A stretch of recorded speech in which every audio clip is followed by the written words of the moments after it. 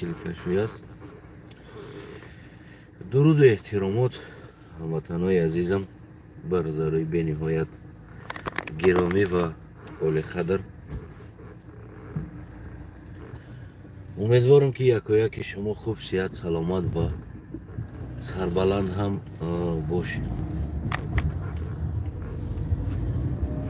хабари нохуш ки айни ҳол аз хоб хестам ва дар бомдод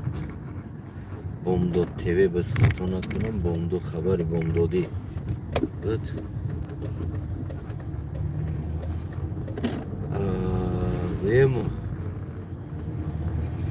яке аз чароғони роҳи сиёсати тоҷикистонӣ Шокирҷон Ҳакимов модараш аз дунё гузаштааст.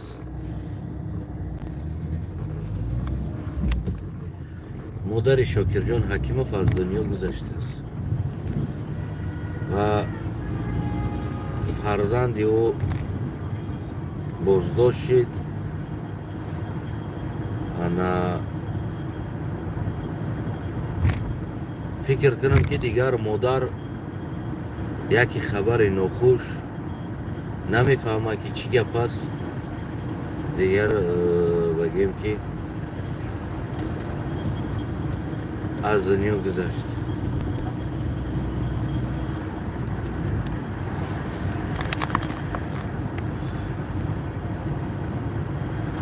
ман якчанд савол дорам ростӣ. якчанд савол ба ҳамон ба ном ҳукуматдорҳо,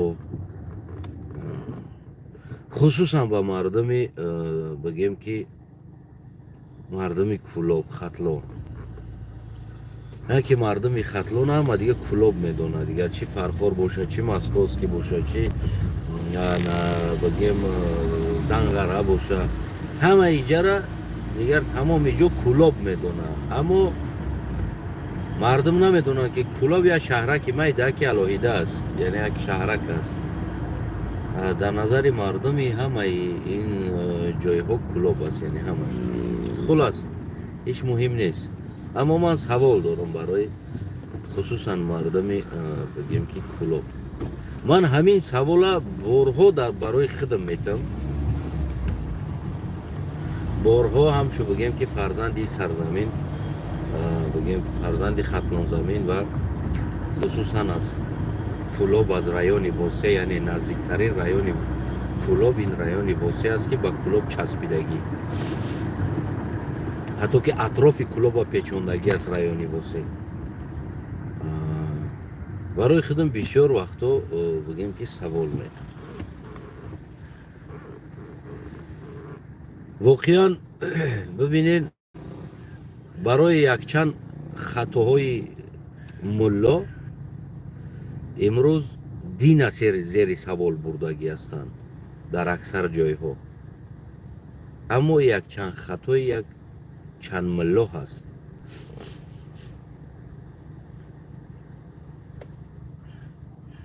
савол барои хидмат метавам ва барои шумо ҳам ки барои ин якчанд одам ки кулли тоҷикистона қатл карданд, шумо тайёр ҳастед мардуми кӯлоб ҷавобгӯи ҳамино бошед? воқеан барои ин корҳо, барои ин ҳадда ҳаракатҳо ҳар яктаи мову шумо мардуми кӯлоб бояд ҷавоб бидем. саволода бояд саволода ҷавоб бидем. як ахмақ бигем ки як гови рехин меган номи як тодара рех мекуна, айнан имрӯз ҳамун рӯзе омадааст ки ин кори шӯхӣ нест ки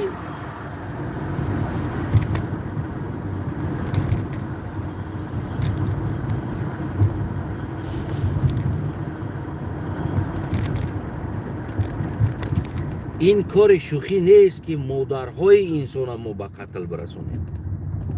میفهمیم بر حد حرکت ما. این ترکت است، ترکت پسیخیکی است که یک انسان پسیخیکی ترک کرده میکشی. ترکت اونه نیست که تیراق بگیری برای بالای سری او را بگیم یا بمب مونی بکفانی بگوی که نه ای ترک شد.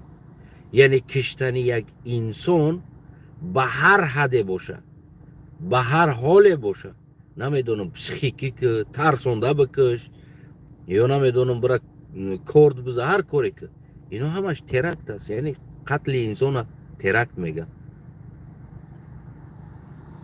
یعنی امروز 32-33 سال میشوه امام علی رحمان ترک داره، گوناگون ترکت ها را بالای سر این خلق تاجیکستان استفاده برده است. یعنی که در بالای سر مردم بدخشان عزیز ما اسکر در آوردن، حربی در آورده، گویم اون مردم برعلا قتل کردن و باقی مانده هاشا خودی مردم خطلان خودشا با نام نمیدونم تروریست اکستریمیست، با نام تحولات وطن دیگر کارها بگیم برده قتل کردن، زندان کردن و در بالای مادرهای او ارمیش روان کردن، میلیسا و دیگر روان کردن تا که اونا را ترسانده کشتن.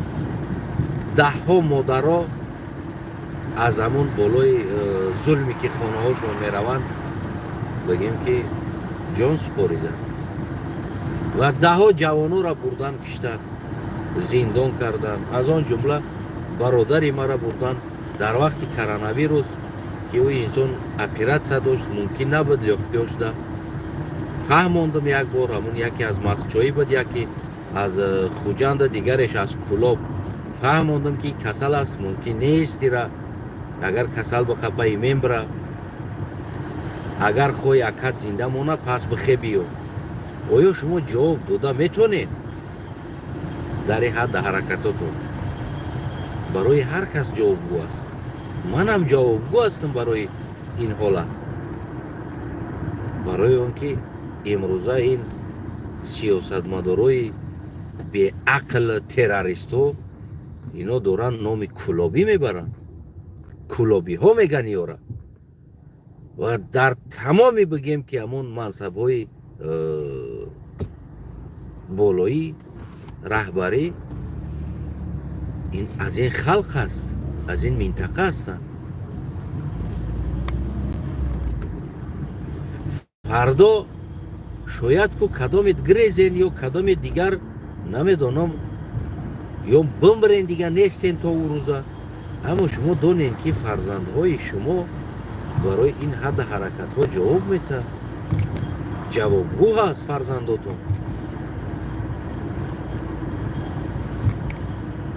شما میدونین که فردا فرزند شما در این حد حرکت جواب میده، جوابگوی این حد حرکت شما است. آیا بالای فرزند خودتون همین روز شما روا میبینین؟ بالای اوچه خودتون همین روز روا میبینین؟ شما میخواین اوچهتون در همین احوال باشه؟ میخواین فرزندتون در همین احوال باشه؟ پس چیزی که برای اوچه خودت نمیخواهی، چرا برای اوچه دیگرانی چیزا میخواهید؟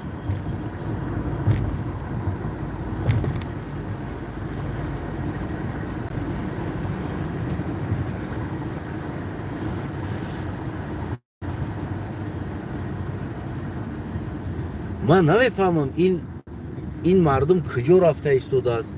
این حد حرکت ها عاقبت یک نام کلاب باور کنین در وقت SSSR بسیار یک بگیم که نامی بگیم همون غروردار بود که جوانای افطاریتت، جوانای غروردار، جوانای ننگ ناموزدار، جوانایی که حمایتگر این وطن هستن، اینا همش بگیم که از همون منطقه بگیم از همون کلاب و از همون اطراف خطلانی ها بودن اکثرش. امروز آوردن شما این نام خطلانی را، این نام افطاریتت شما آوردن با یک دزد، با یک غارتگر، با یک قاتل آوردن رساندن.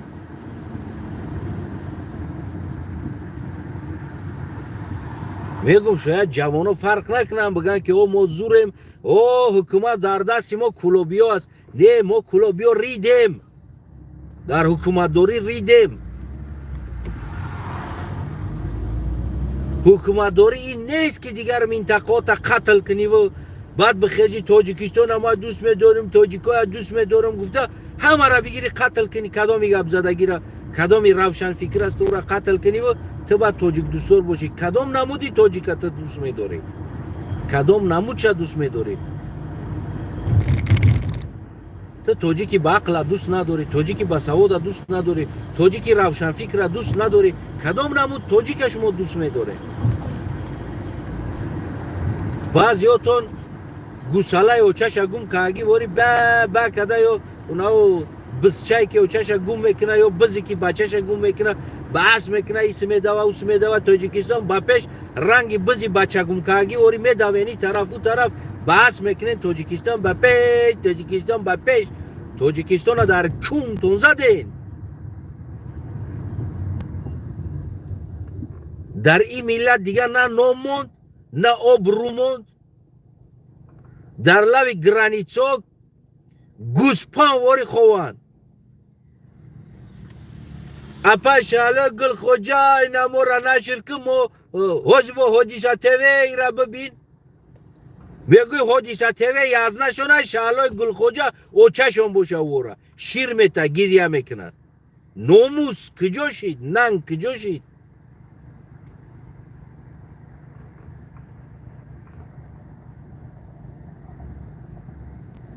یک ملتی که در آسیای میانه خیلی بگم نفوذ و غرور داشته.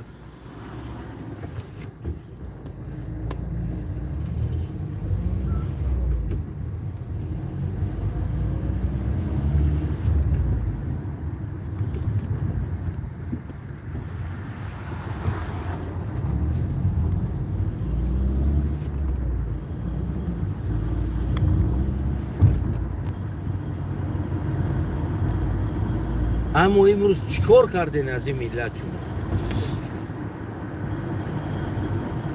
از این ملت چیکار کردین آورده؟ یک ملت ضعیف، یک ملت ترسو، یک خلق بگیم که بناموس ساختین آورده. هر یک بناموس، هر یک غرور، هر یک انسانی که برای جوانای آینده و انسان پریمیر بود او را گرفته زندان کردن، قتل کردن، کشتین. یا یک انسانی که چراغی بگیم که سیاست بود او را گرفتیم بردن زندان کردیم. من نمیفهمم شما اصلا از این ملت چی میخواهید یا از این وطن چی میخواهید؟ این توپوی بدن شما را نشان میده، این دلبایاب بدن شما را نشان میده، این در سیاست گه بدن شما را نشان میده که شما سیاست مدار نیستین. من از اول گفته بودم که از کلوب سیاست مدار از این گروه نمیبرویه نیست. من از اول گفته بودم خستانه چیکار مردم کلوب ها میگوی مردم کلوب بسواد نیست، سیاست مدار نیست. نیستی نمیشوه. در 32 سال نشان داده سیاست تونه. نیم عمر SSSR است. SSSR 70 سال حکمرانی کرد، 32 سال شد. نیم عمر SSSR ایستادین در بالای قدرت. تو حال شما آدم نشیدین. من خودم بچه کلوب هستم، خطلان هستم، لیکن نمیشوه. من گفتگی هستم نمیتونن اینا کسل دارن، کسل هوا بلندی دارن. اینا نمیتونن سیاست.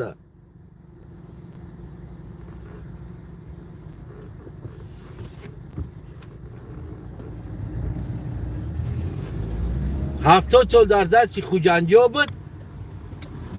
انا که ما گرفتیم ما دیگه نمیتیم. شما ریدین اگر 70 سال نه، اگر 700 سال در دست خوجند می بود، اگر سیاست تو این درجه نمی اومد، نمی رسید. نمی گرفتن خوجند در مردم بدخشان ارمیه بدرورن قتل کنن. نمی گرفتن خوجند بگیرن اوچای سیاست مدارا را برن زندان کنن. تو حال در 70 سال یک بار هم خلق به قید گرفتگی نیست در 70 سال سیاست خوجندی ها. در 70 سال سیاست خوجندی ها اوچه کدامی را برده بدن، کشته بدن، زندان کرده بدن. در 70 سال سیاست خوجندی ها در آمده بدن بدخشان در ارمیه خطی. در 70 سال خوجندی های خدر کلابی را کشته بدن، زندان کرده بدن گنرال را. در 70 سال سیاست خوجندی ها 3 میلیون مهاجر کرده بدن، در بدر کرده بدن.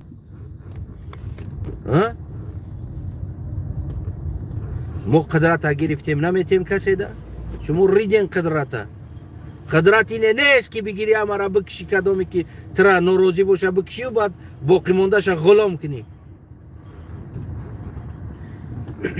قدرت اینه نیست که هر روشن فکر بری بکشی و صف گوسفندا را در گرد جمع کنی.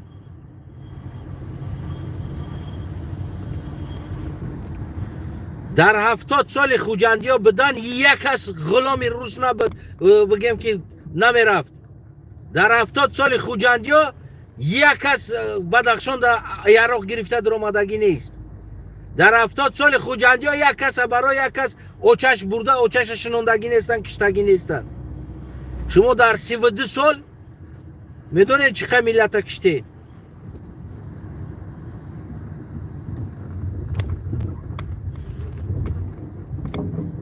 هفتاد سال خوجند میگه، 70 سال خوجند در قدرت بود، ما غلام بدیم.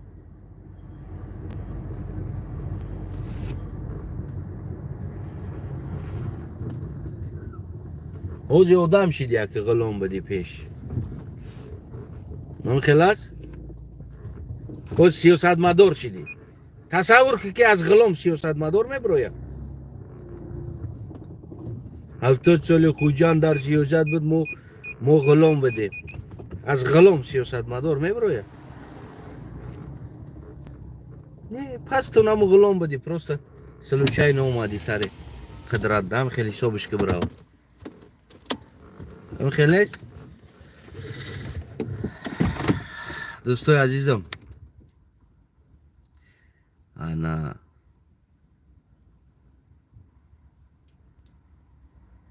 بگیم که مسلمان ها دعا کنین در حق مادر شاکر جان. واقعا هم مادر یکی بگیم بهترین مادرها، طبیب، حیات عمرشان برای طبابت انسان ها بگیم که در بلنسه گذراندگی هست. هزارها انسان ها را بگیم که با دستی و مادر شفا یافتگی است. هزارها انسان ها، هزارها انسان ها بگیم که سلامتیش برقرار شدگی.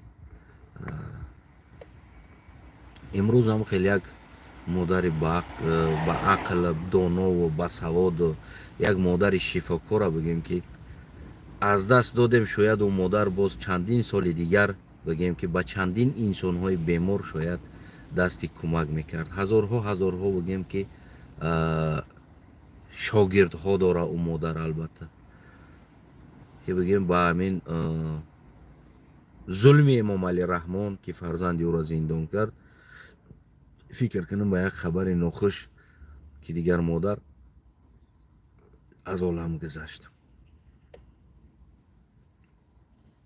این است بگیم که سیاست امروزه امام علی رحمان بالای سری بگیم که خلق تاجیکستان کرده ایستاده است. باقی پدرود تا بدرودهای دیگر.